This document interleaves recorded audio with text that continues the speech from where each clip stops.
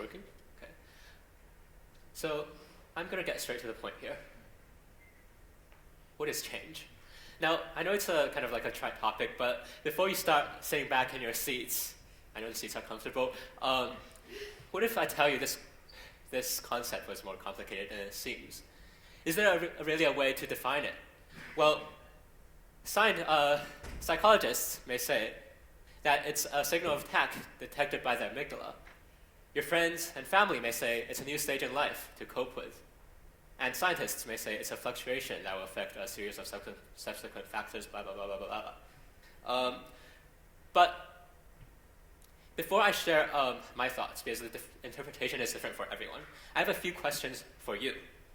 For the following, please raise your hand if it is something that applies to you, or if it's something that your friends recognize you as. A helpful person. A leader.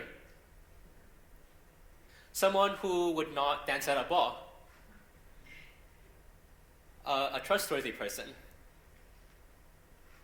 A good communicator. Well, those are some things that my friends have said about me. And for everyone who raised their hand, think about where these comments came from. What made you the leader or the brain of the team? I've asked myself similar questions before because this was not how it had always been like. And it's more or less the same for everyone. People often recognize achievements, successes, destinations reached. But without change, these could hardly be possible. Some people who I've known for the longest remember me in elementary school. I was untalkative, introverted. I would be the person who sits in class and stares at people who raise their hands to answer questions. I wouldn't be bothered much, and things went by, which made me content enough.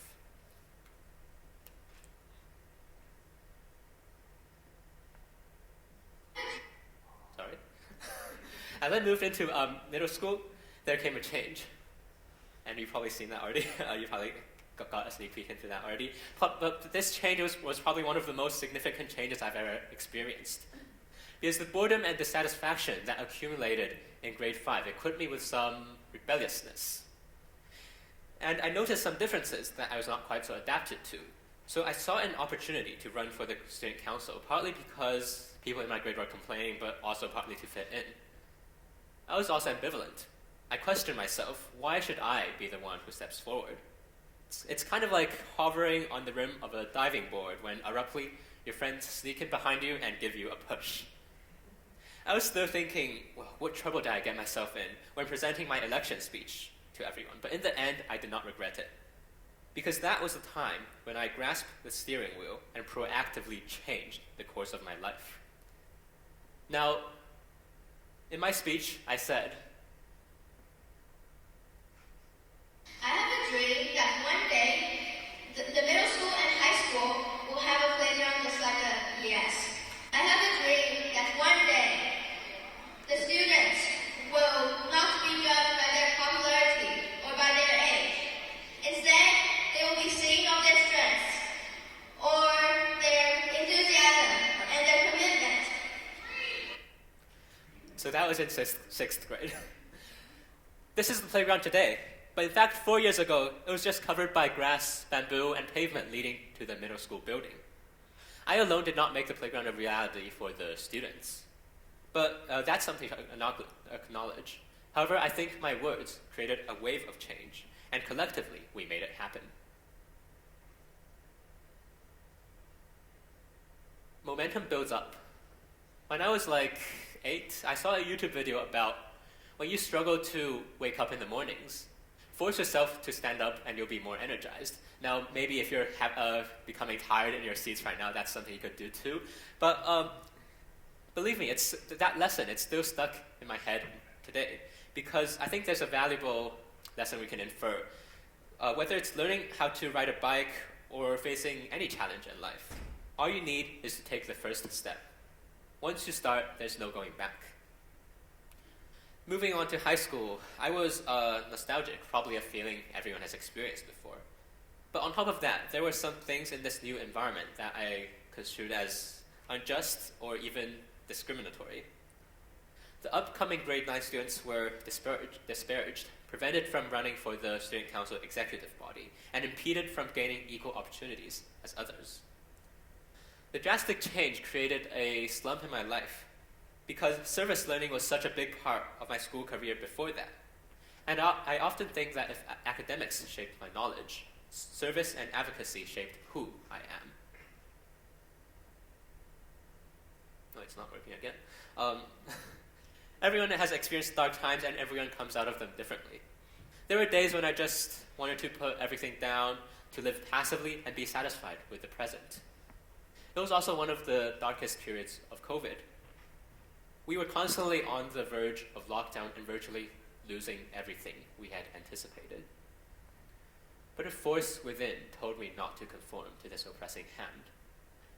Once, when I was reading a book to my 2-year-old sister, I remember how the gray sky and liveless streets extended outside the window, but her naivety and unconditional joyfulness persevered. She had entered the world believing that that was what it had always been like. Thus, she had nothing to lament about. I realized that the challenges we perceive are only from instinctive comparisons between the past and the present. Sadly, we cannot avoid that in real life, but if we move from a past-oriented mindset into a more conscious present moment one, many challenges will seem less intimidating. So rather than being submissive, I decided to stand up and take advantage of change, or what many call advocate for change. It was a slow and laborious process, but by the end of the year, we amended the Student Council Constitution and gave grade 9s the right to run for the executive too. Of course, not everyone has the same motivations, but there's some general things we can do to better respond to challenges. The Harvard Business Review published an article that said, when you see change as temporary, you tend to cope with it instead of embracing it and working through your discomfort. How do you avoid that?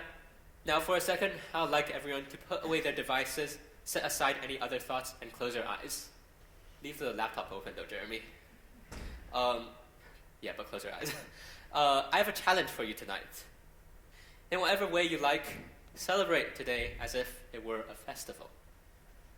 Maybe make yourself some dinner, or get a special dessert, or take a walk outside. As you open your eyes, I want you to remember that disconnecting temporarily and actively breaking the routine are some ways to move into a more conscious present moment mindset and better embrace challenges. So change sounds similar to challenge, and that's what many associate it with. But it doesn't have to be that way. For instance, the Chinese word for crisis, 危机, actually has two parts to it. The first word, 危, means danger, which we will all inevitably face at some point. But the second word, 机, actually means chance. This combined expression seems antithetical, but it originates from an ancient Chinese philosophy that opportunities arise from crises, and every challenge is a chance to thrive.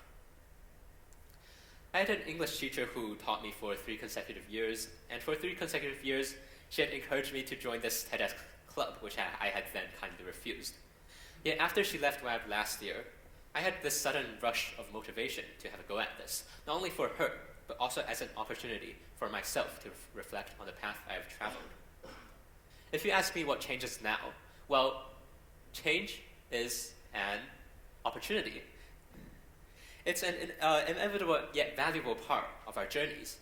It is something that I and all of you have discretion over, and that can be wielded to shape the course of our lives. Thank you.